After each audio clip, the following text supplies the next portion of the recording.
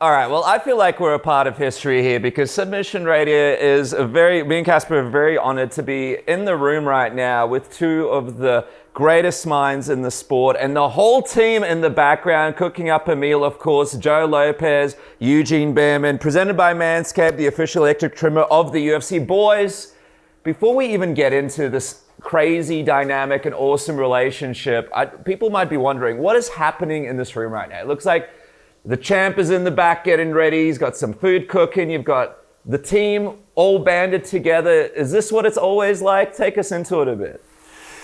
Look, when I first met Alex, we used to be able to get away with using his room, but now he gets priority over everybody else. That's who he is nowadays. So all of us just have to carry on and do the interview while he gets to do whatever he does. Because that's just, when you become the champ, soon to be champ, you get to do what you want in the background of anybody's videos. So yeah, and if you guys don't know, we call him 8-star Volks. 8-star, 3 stars above 5.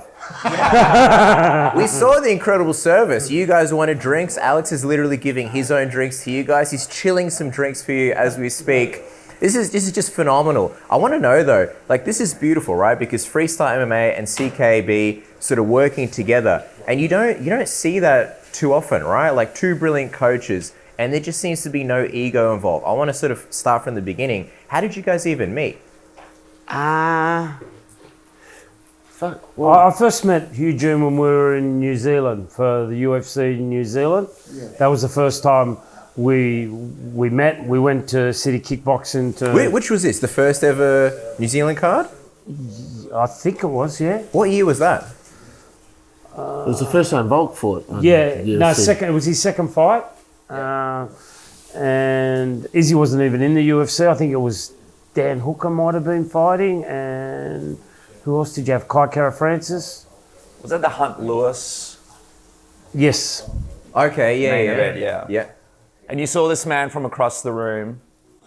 Yeah, he looked passionate in my eyes, and from there was history, you know. He danced up to me, you know. So what happened? Who went up to who? No. We like Brad was training there, and like I said, we were. Yeah, so it was Brad Riddell, and we were doing a bit of training with Brad, and he said, let's go down to CKB, and that's where we were training, and that's where we became friends. That was our first interaction, and then we probably became closer in Sydney when UFC Sydney came in, where we were fighting each other, and we were saying we were having our banter across the cage from each other, and then from there we just started traveling together, and we just got along, and the bond became stronger, I guess. What works? Like how is it that two great minds like this bond? Because you're not going to get all MMA coaches that are just like, oh yeah, we click, we're going to work together. So what is it about your sort of philosophies or mentalities that works together?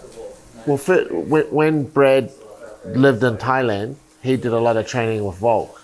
Yeah. And then what Brad would do with me being his coach is he would message me without even me meeting Alex, I think. He would message me, hey, we've got this fighter, we've got this fight, and I would have a look at the fights and then send Brad some stuff, and I'd be like, I think you should do this, see how he responds to this. And then I would just be done with it, just helping Brad out. So then that's kind of like built a little bit of familiarity with Volk just through Brad. So then by the time me and Joe got to meet each other and started getting along, I felt like I already knew Volko and Joe and their style a little bit, just from what Brad had been, communication with Brad and the way that he was training Volk. But then I think the relationship works because I just know my role. My role is not, I'm not the head coach. I'm here to try and find little areas where I think we can get some improvement and we can tweak. I mean, I don't do most of the coaching, but I just know where I can add a little bit of strength and help shore up certain areas. And my role's not big, it's just to basically assist Joe and Volk. And I'm not trying to be overbearing and try and take over Joe's job or Frank's job. And I think that's just how it works. I wonder, Joe, just from your perspective, having Eugene as a part of the team, what does that mean to you? And what is it about Eugene that makes him special that people might not realize as a coach? You got to actually say good things about me for once. Do I? It's going to be hard. You were calling each other before we started rolling. Keep the same energy. Look, I don't want to look that bad, you know. I want to be the nice guy. Everybody knows how bad he is. No, but all jokes aside, you know, Eugene is probably one of the best corner guys you can have in your corner in the world, you know, and to have him there, it's always a big bonus for me and the team, you know. We've helped beat at each other's corners for different fighters, but, you know, Eugene's got a really good eye in the corner and he gets some good reads. And just to have that backup and him having my back, that's invaluable to me, you know. And as a head coach, you want the best guys around you, and you know that's why I surround myself with guys like, you know, Eugene and Frank, and he doesn't like Craig, but Craig Jones as well. Craig, and by the way, we've got a finished product I think here. Alex is coming here. Cooking with Volk. Freestyle's going to come, you know. Chef Mario. Got some gold in there. Look at this. See, 8-star, I'm telling you, 8-star. You know what I mean? Gold It is. for the man with the gold. That's all. Yeah. There's two pieces of gold there, Alex. There's well, two they pieces do- of gold. There's two steaks, so he remembers that he's Dude, gonna so take they've been doing two of everything for me. One for each Yesterday division. Yesterday I had a heap of two different meats. So I had a heap of steak and a heap of chicken with gold all through it. You know what I mean? In the head. I'm telling you, see what happens? Just there's a lot of gold going around. Eugene, I want to just quickly just talk about Joe for a sec, because I feel like, Joe, a lot of people still are learning about you and they don't know the great work that you do. And I just want to get from your perspective, just following on from that, what is it about Joe Lopez that people don't realize that he's able to provide for the team, that he's been able to do for Alex, that people might have brushed over because he doesn't really get the attention that he deserves? In my opinion, Joe. Thank you. Consistency, stability. To apply a style to Alex and be very sure of it and be very confident that method or methodology is what will take him right through to the top of the world. And to just slowly chip away at that from the first moment Alex walked into the gym until, you know, a day ago or this morning, to just stick to that method and tweak it and refine it, and just the steadfastness of, I guess, of just two guys starting together and finishing together. Just that stability, that is what has got this team in terms of Freestyle and Joe and Volko results. Yeah, in my opinion. Yeah. Well, the proof is in the pudding. Looking at this weekend's fight, I mean, the narrative is like, Islam's so big, Islam's so strong. I wonder from your perspective, like, what do you guys think of that narrative? Having seen the work and what goes on in the gym, what do you think about that narrative? I mean, the narrative's not wrong. I mean, this weight division's for a reason. And the challenge is, you know, the challenge is on the table. You've got a smaller man, and it doesn't matter how many chefs Alex hires, how many fight dietitians he has, he's never going to be as big as Islam. But we're not putting Alex's size up against Islam. If we did that, that would be wrong. That would be the wrong thing to do. Our strategy is a little bit more complex than that. We are putting our athlete and what we think is a better skilled athlete.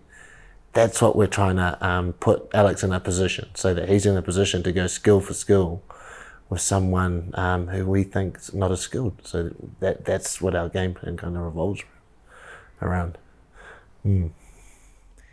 He's sitting right here eating the gold steak, so I want to be careful about how we phrase it, but he's a special fighter, a special athlete, someone with his mentality, skill set, what he's been able to achieve doesn't happen very often in sports, let alone fight sports.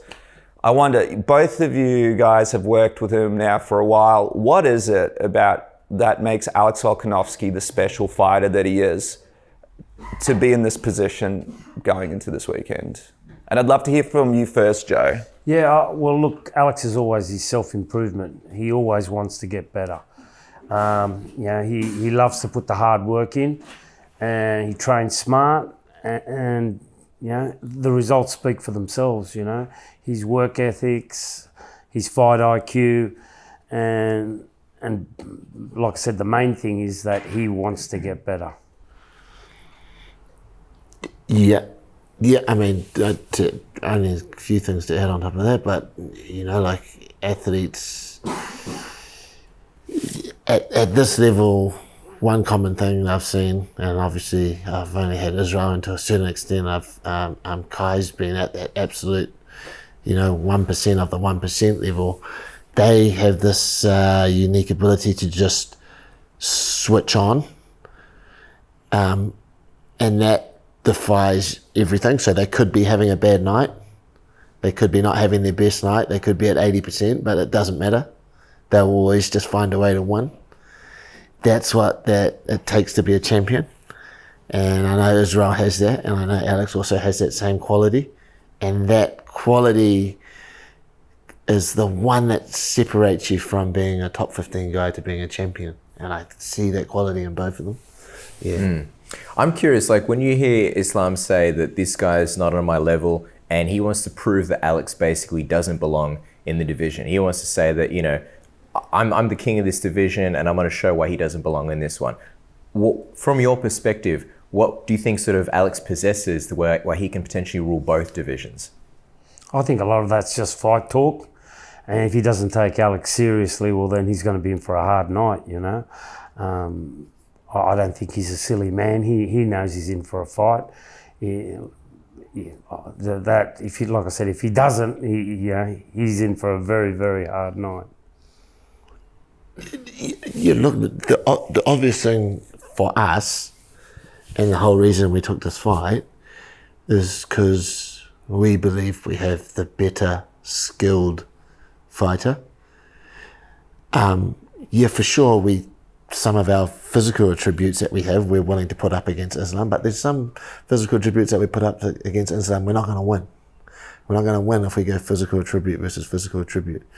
So what we're saying is that to make up for that deficit, let's put some of our skills against some of his skills, and you'll see that play out in the fight. But that's where we think we can win. And that's, in most cases, when you're going up a division, that's what you're doing. Most of the physical attributes you're going to miss out on, right? Because you're coming into a bigger division. So that's what I think this fight's about for us. It's going to be a huge fight, over here in Perth. A bit early in the morning, but that's what we used to hear in Australia. I wanted to, throughout the fight, and by the way, he's a legend. We love him. Daniel Cormier, champion, Hall of Famer. But obviously he's got that relationship with Islam. He's going to be on commentary. And I know you guys have in the past said with the Max Holloway stuff, some of the commentary might have been a little bit skewed, might have not been on point. I wonder, is there any hesitation, any worry, or is there something that's already been addressed and sort of been addressed to DC in the past? Because we understand how the commentary can skew things in a close fight when it comes down to scoring, when it comes down to fan perception. Well, the commentary can't skew things. The commentary is independent of the judges, so it skews opinion only. It doesn't actually skew the result of the fight. But it depends how much you care about the commentary. He's loud. You can hear him throughout the arena. But it depends how much you care about the commentary. For me, I don't really care. Cormier can argue with me all he wants, but he 100% has a bias, even if it's a bias that he doesn't realize is there. And this is why they don't have judges that know the fighters. And so he 100% has a bias towards the fighters that he's very close to. You can see that in his commentary. That'll probably come to the fore in this fight. But what does it matter? It's just the commentator. It's just the commentary. It's just that's for the fans. The fans that don't know anything about MMA, they can listen to Daniel Cormier, and Daniel Cormier is meant to fill them in. I don't think it's like a particularly big issue. If that was a bigger issue than it was, then you definitely wouldn't have Daniel Cormier commentating this fight. He just couldn't. But I don't think it's that big an issue. Yeah, he's just there for the casual fans, you know. If you hear his commentary against Max, you know, Alex would land 3 punches and he wouldn't say anything. Max would jab him, oh, great jab, you know. He's missed all the punches that Alex has put on him beforehand, and Alex still came on top. So, but I don't know. But we're not necessarily insulting the guy for that. We're just saying, like, that's what's happening, but that's a natural occurrence. You're always going to do that. Like, that's something you can't get away from. It doesn't matter how hard you try. It's the reason why, it's the same reason that I can never trust myself when I watch a close fight with my fighters involved. Yeah. Can't do it. Can't control it. Because it's uncontrollable. It's not controllable. You can't control it. you're just going to see the good things that they do, and the bias is ingrained. It's like it's inside you. It's innate. You can't just get rid of it. Yeah. I wonder, like, if Volko goes in here, gets his hand raised, and he becomes the double champion, what do you think it says about your coaching methods and the way that Freestyle MMA and CKB, have put together this pound for pound king, so to speak? No need to humble now. Yeah, well, maybe it gives it some validity, but I believe that we've already got some validity because we've already won 1 or 2 fights at a high level. So I think it more just says that for this particular fight that we got it right, rather than it says like we are any greater coaches than we are now, or not so great coaches than we are now. I think it just says a lot about how well we done in this fight, getting things right. So that would be, you think, Joe? yeah, I think so. And a shout out to the Hickman brothers and the entire team and Bang Tao and the amazing crew that you guys have assembled. Craig Jones, even though I know, DVDs get sold. But I want to also just quickly touch on this co-main event. It's kind of a interesting situation. You have an interim title being put up. There's no question about the fact that Alex is one of the most active champions the UFC has had. I mean, he's knocking on the door trying to get people to sign up to fight him so he can fight as often as possible. How do you guys feel about this, there being an interim title even? I think it's a great thing. Yeah. At least it gives us a clear person to fight next time.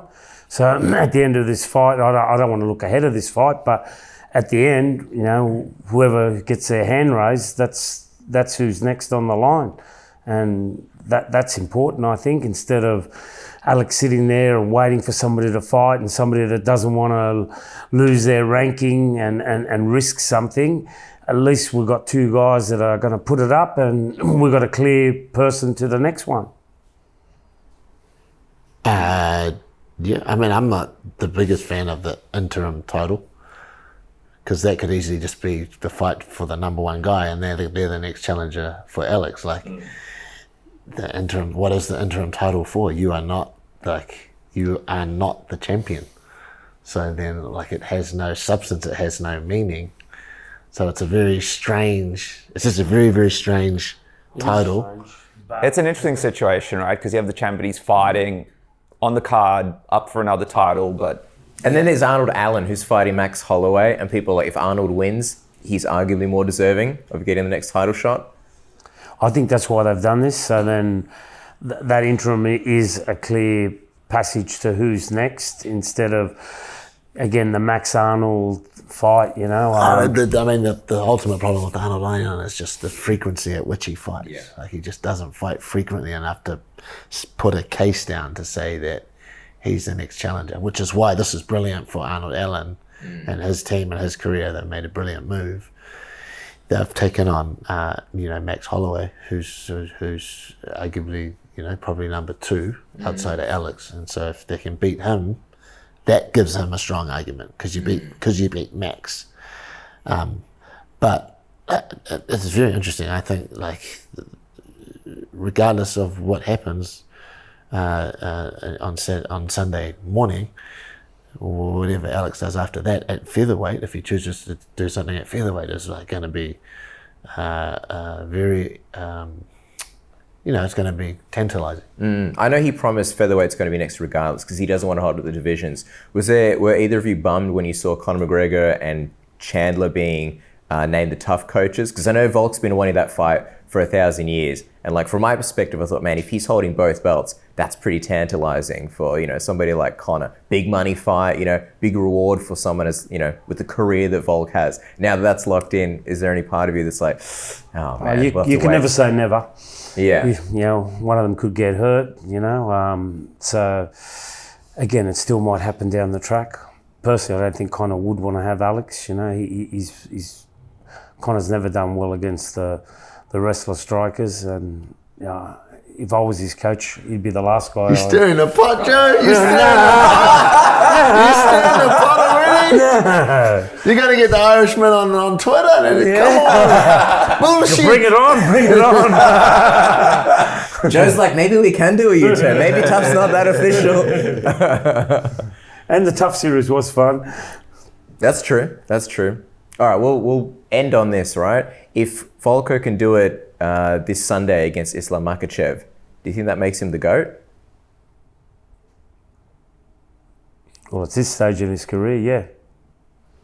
2 belts, defended the featherweight belt a bunch of times, moved up in weight, He's double probably still got a few more in him, I think, to be the GOAT of GOATs. You've got guys like Anderson Silva, Demetrius Johnson, both great martial artists, great champions, and even John Jones, apart from all his controversy, they're all been, they've done a lot for this sport, so, I think Alex is still, I'm only saying that because I even see other fighters, like UFC fighters, saying it. They're saying on like broadcast analysis, and only because with Islam, people see him as like the heir to Habib, who is already considered one of the GOATs, if not the GOAT. So if Volko can beat, the heir to Habib, what do you think, Huge? You giving it a good thing? Or you just think it's silly? Yeah, I think it's silly. Because now you're just saying that there's GOATs plural. So now there's a greatest of all time, but now you can have several greatest of all time. No, I'm saying they're in the discussion. It's they're subjective. In the discussion? Some people might say Fedor, some people might say Habib, some might say John Jones. That other guy, Connor's mate. Artem Lobov, the real GOAT. Yeah. Demetrius Johnson as well. Yeah. I'm a big Demetrius Johnson fan. Yeah. I think that's just I guess it's just for the people to decide. I just for the people to kind of like collectively have a clear declaration. I think fighters and coaches shouldn't be calling their fighter GOAT. I think it's just not something. It's just not something you can award someone. Yeah, good point. You just can't award someone, you're the GOAT. Oh yeah, Galaxy, you're the GOAT. That's for the masses to decide who gets that title, I guess. It does make it fun to discuss. But one thing is for sure, the success that you guys have had in this relationship that's built so many great careers and moments. Now, I want to know, when is the sitcom coming to TV? Eugene Joe, one's messy, one's clean. Uncle Joe, as you're affectionately referred to. Does Eugene have a nickname, Joe? Or is... I can't say that because there's more We can never, ever let cameras actually have free reign behind the scenes of this camp because it would be the end of all of our careers. Okay. Yeah, let's just say that. Yeah, we had a couple of American guys come down, and one of them said to me, he goes, Joe, he says, if you were an American, you run a gym in America, you'd be in jail. That's how you know you're doing a good All right, well, if it makes you feel any better, that works for all of us. If everybody followed us with cameras, we'd all be out of careers. Thank you so much for letting us in, especially waiting like an extra hour for us. Appreciate the generosity with your time, and good luck this weekend, guys. Okay, thanks. Thanks, boys. Thanks for you. it. Good one.